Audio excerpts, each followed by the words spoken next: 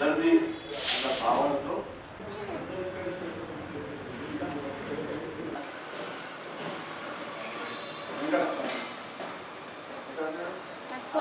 వెంకటస్వామి గారు వచ్చి సన్మానం చేయవలసిందిగా కోరుచున్నాను. వెంకటస్వామి గారు మా సీనియర్ మెంబర్, ఆయన కూడా ఎమ్మెల్యేలు మనోహర గోపికల హృదయ యశోదనందన శ్రీకృష్ణ జయ జయ శ్రీ మధుర మురళి గానముతో గోవుల గోపాల శ్రీకృష్ణ జయ జయ శ్రీకృష్ణ జయ మంగళారతి.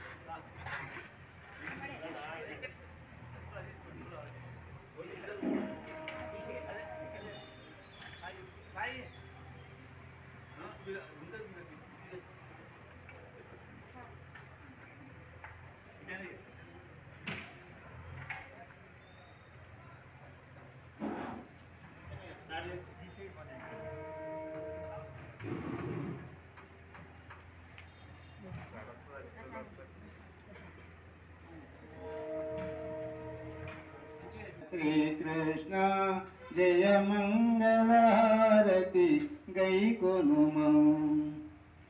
శ్రీధర మాధవ సుందర రూప శతకోటి భాను తేజ శ్రీకృష్ణ జయ జయ శ్రీకృష్ణ జయ మంగళహారతి గైకొనుమౌ. శ్రీ రుక్మిణి కేశవ ముకుంద. గీతాభవన్ ఎప్పుడు ప్రారంభమైంది, ఇక్కడ దీన్ని ఎవరు ప్రారంభించారు? గీతాభవన్ స్కూల్ అనేది చాలా ఫేమస్ స్కూల్. అప్పుడు ఇంగ్లీష్ మీడియం చదువుతుంది చాలామంది పిల్లలు కనుమరుగైపోయింది ప్రస్తుత పరిస్థితుల వలన. అయితే ఇప్పుడు మిడిచాక ప్రభాకర్ రావు గారు రండి సార్ ఒకసారి మేము పరిచయం. మిడిచాక ప్రభాకర్కి మేము అందరము వారికన్నా వయసులో చిన్న ఒక 2-3 సంవత్సరాలు, వారికి ఇప్పుడు 79 సంవత్సరాలు. కానీ అందరికి సలహాలు మార్గదర్శకులు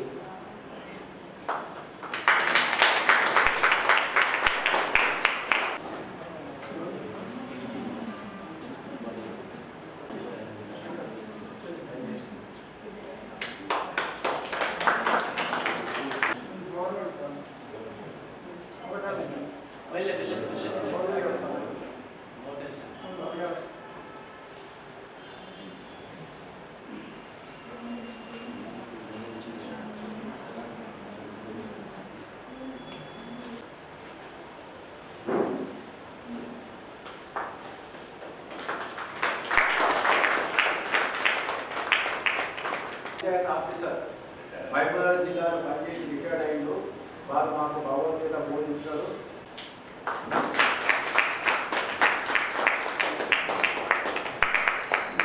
ఆర్ఎస్ లక్ష్మణ గారు సమావేశం.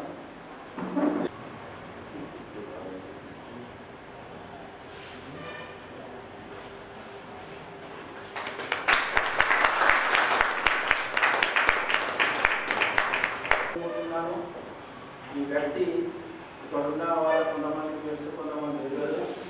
అరే మా యొక్క శ్రీ సాయి ప్రసాద్ పరిచయం తెలంగాణలో ఎవరు చేయలేదు చెప్తున్నా డైరెక్ట్.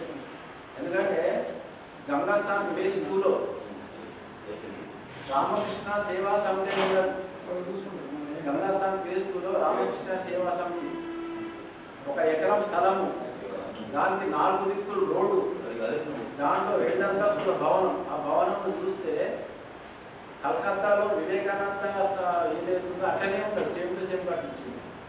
సొంత ఖర్చులు సొంత ఖర్చు 40-50 లక్షలు సొంతంగా ఖర్చు పెట్టి కట్టించింది సాయిప్రసాద్ గారు.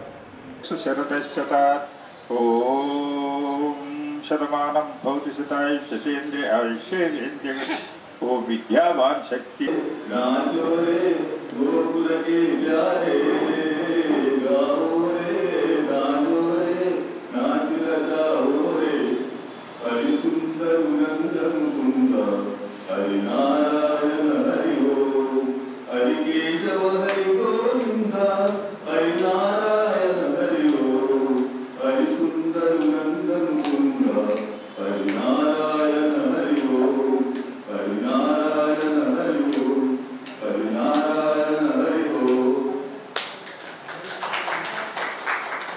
ఇప్పుడు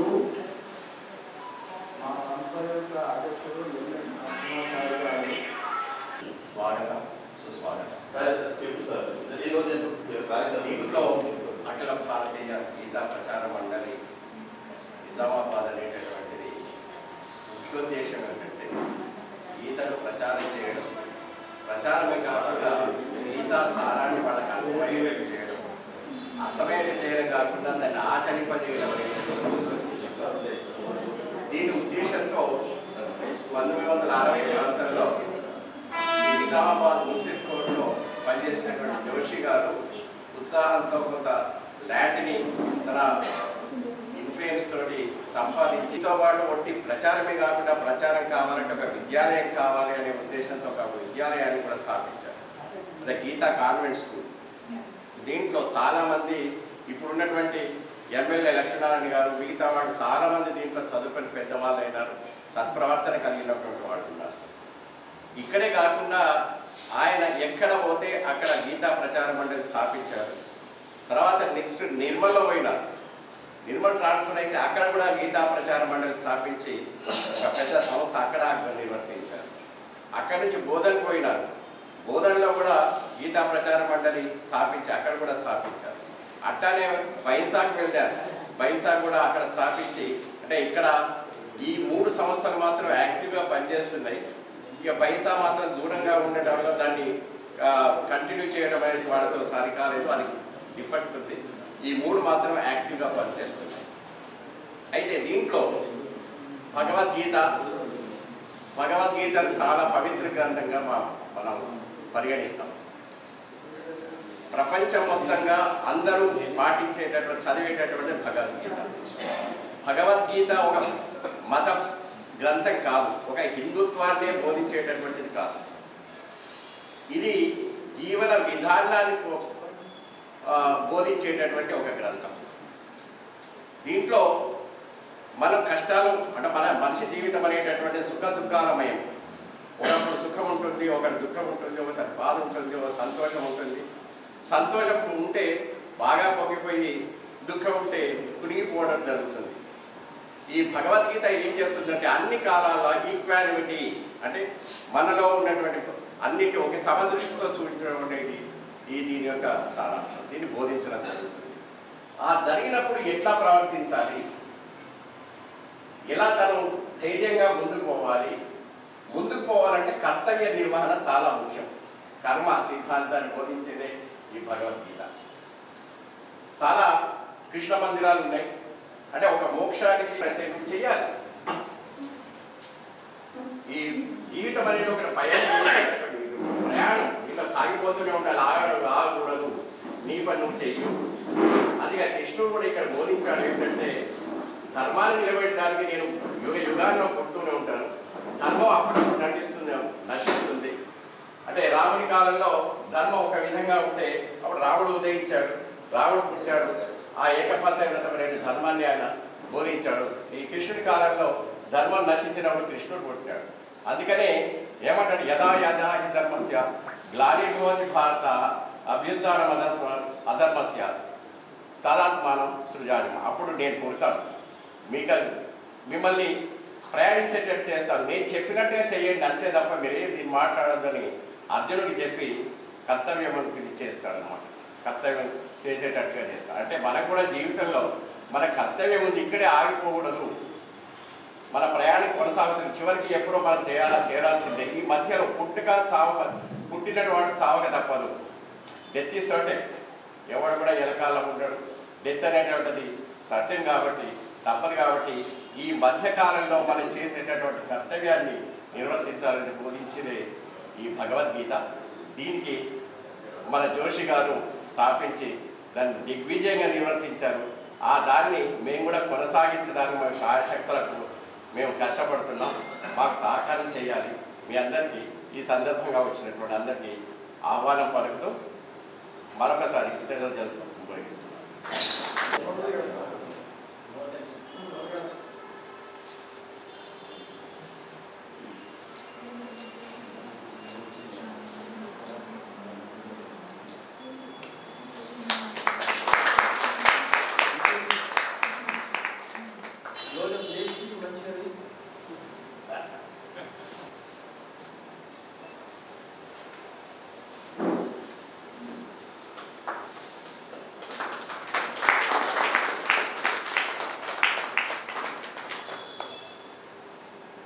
మా యొక్క